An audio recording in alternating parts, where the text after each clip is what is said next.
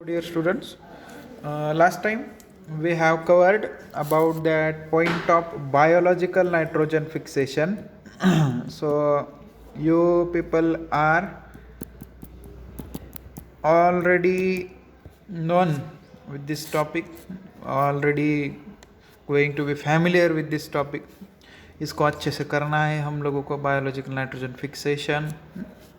आज जो टॉपिक पढ़ने जा रहे हैं हम लोग, that is significance of biological nitrogen fixation. इसका सिग्निफिकेंस, महत्व क्या है हमारे जीवन में या फिर प्लांट के लाइफ में, जो कुछ भी इसका सिग्निफिकेंस है उसके बारे में हम आज डिस्कशन करने जा रहे हैं.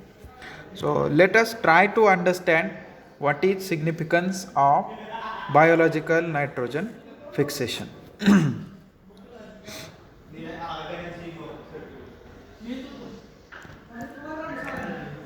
So let us try to understand what is significance of biological nitrogen fixation. देखिए, हम लोगों ने अभी तक देख लिया है कि नाइट्रोजन फिक्सेशन कौन करवाता है. नाइट्रोजन फिक्सेशन प्लांट नहीं कर सकता है. नाइट्रोजन फिक्सेशन ये माइक्रो ऑर्गेनिजम्स करवाते हैं.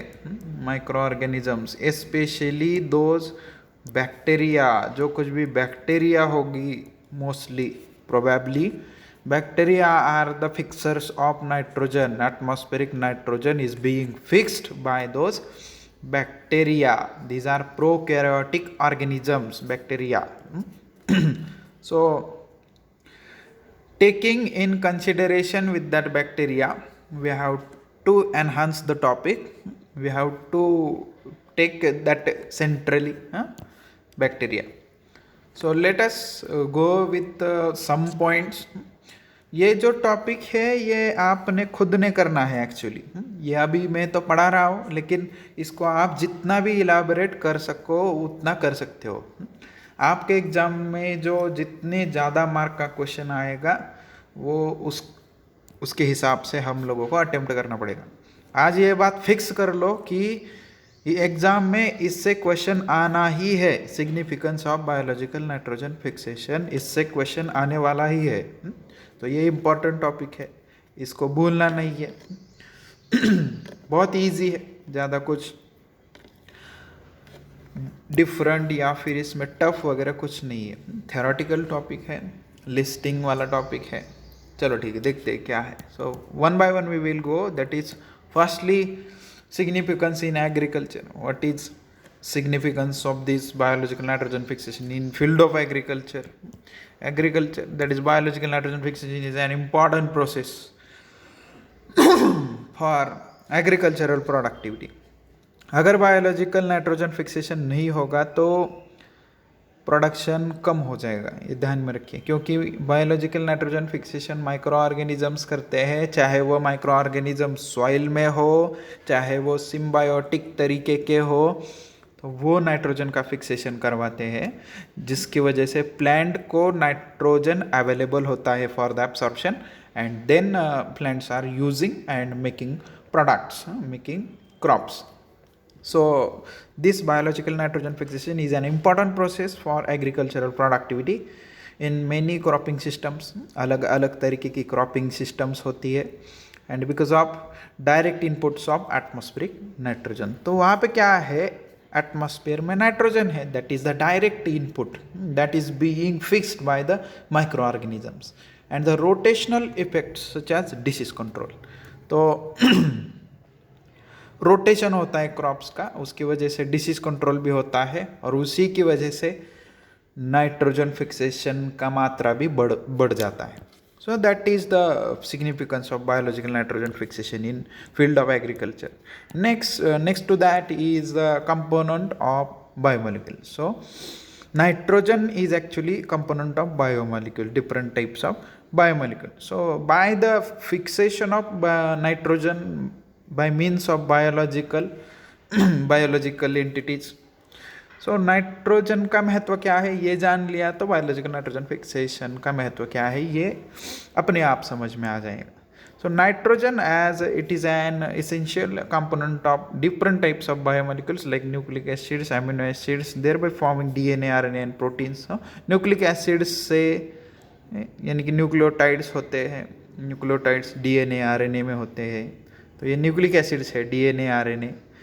अमीनो एसिड्स जो होते हैं वो फॉर्म करते हैं प्रोटीन्स, अमीनो एसिड्स जुड़ के बनते हैं प्रोटीन्स।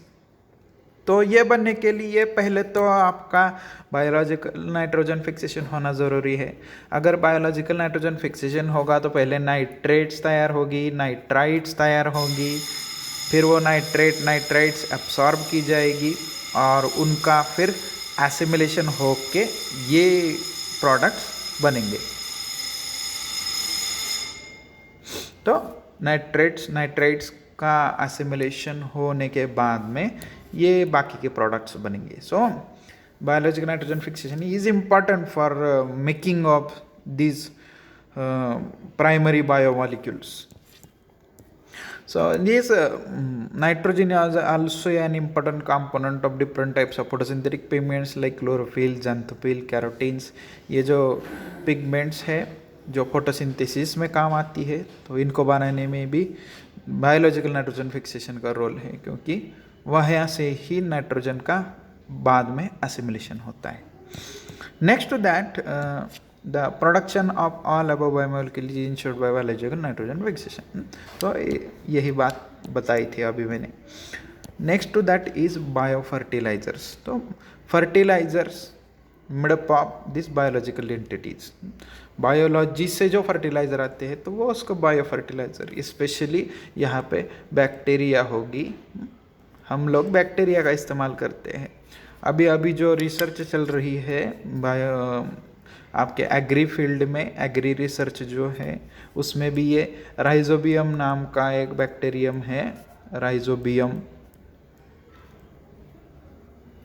तो इसके ऊपर ज़्यादा रिसर्च चलती है। इसको कैसे कैसे इस्तेमाल किया जाए ये साइंटिस्ट लोग दिमाग में लाते हैं, इसके ऊपर रिसर्च करते हैं। आपको भी आगे जाके इसमें बहुत सारा स्कोप है राइजोबियम के ऊपर रिसर्च करना। So things are coming in context of that bio fertilisers.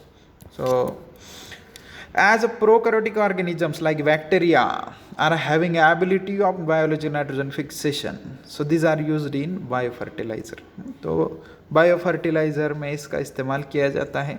इसकी इंडस्ट्री होगी, आप इंडस्ट्री तैयार कर सकते हो इसकी और यूज़ कर सकते हो बैक्टीरिया, और आप बायोफर्टिलाइजर्स तैयार कर सकते हो। तो that is commercial production of biofertilisers is important.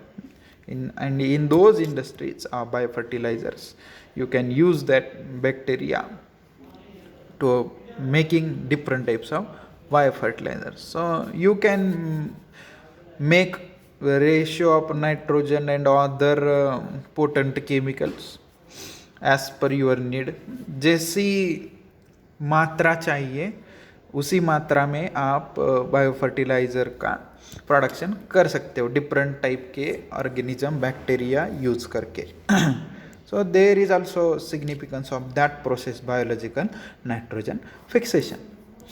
Next to that is secondary metabolites formation. So these nitrates and other NCC, that is nitrogen containing compounds, so these are being accumulated in plants under different types of stresses like salt stress. अगर salt condition ज़्यादा हो जाए पानी में या ज़मीन में, तो जो प्लांट्स है वो अलग अलग तरीके के नाइट्रोजन कंटेनिंग कंपाउंड्स एक्युमुलेशन करते हैं और खुद को बचाते हैं स्ट्रेस से। तो स्ट्रेस आने से खुद को बचाते हैं। स्ट्रेस आता तो है लेकिन प्लांट्स मरते नहीं है। So that is being stress relevance. So stress is relieved by those chemicals which are containing nitrogenous compounds. So a number of nitrogen containing compounds, NCC shortly लिखा है, so these get accumulated in plants which are exposed to salinity stress. जो कुछ भी salinity stress होगा, अगर ज़मीन में salt ज़्यादा हो जाए या फिर ज़मीन के अंदर जो पानी है उसमें साल्ट ज़्यादा हो जाए, तो ये NCC that is nitrogen containing compounds accumulate हो जाते हैं प्लांट्स में। The most frequently accumulating nitrogen containing compounds include amino acid। वहाँ पे amino acid का एक्युमुलेशन हो जाएगा, अमाइड्स होंगे, इम्यूनो एसिड्स होंगे, प्रोटीन्स एक्युमुलेशन होगा, क्वाटर्नरी अमोनियम कंपाउंड्स होंगे, पॉलीअमाइंस होंगे। तो ये सारे कंपाउंड हैं which are nitrogen containing compounds being accumulated in plants during stress conditions. तो स्ट्रेस कंडीशन में ये एक्युमुलेट हो जाते हैं और वो स्ट्रेस को टॉलरेट करेंगे। आगे का पॉइंट है सॉइल रिक्लेमेशन। तो सॉइल रिक्लेमेशन है अगर कोई सॉइल फर्टाइल कम हो जाती है, सॉइल की फर्टिलिटी अगर कम हो जाती है तो आपको उसको रिक्लेम करना पड़ता है। तो वही बात है सॉइल रिक्लेमेशन का। Biological nitrogen fixation is an important in soil reclamation because it maintains the balance between organic and inorganic nitrogen between soil and atmosphere via action of microorganisms। तो microorganisms जो होंगे, बैक्टीरिया जो होगी, वो एक balance बना के रखती है। जो इनऑर्गेनिक नाइट्रोजन होगा और ऑर्गेनिक नाइट्रोजन होगा, ऑर्गेनिक नाइट्रोजन जो सॉइल में होगा, इनऑर्गेनिक नाइट्रोजन जो आपके एटमॉस्फेयर में होगा, तो इसका बैलेंस बना के रखते हैं by the process of this biological nitrogen fixation and thereby making soil reclamation. तो सॉइल का रिक्लेमेशन हो जाएगा, soil will become more and more fertile.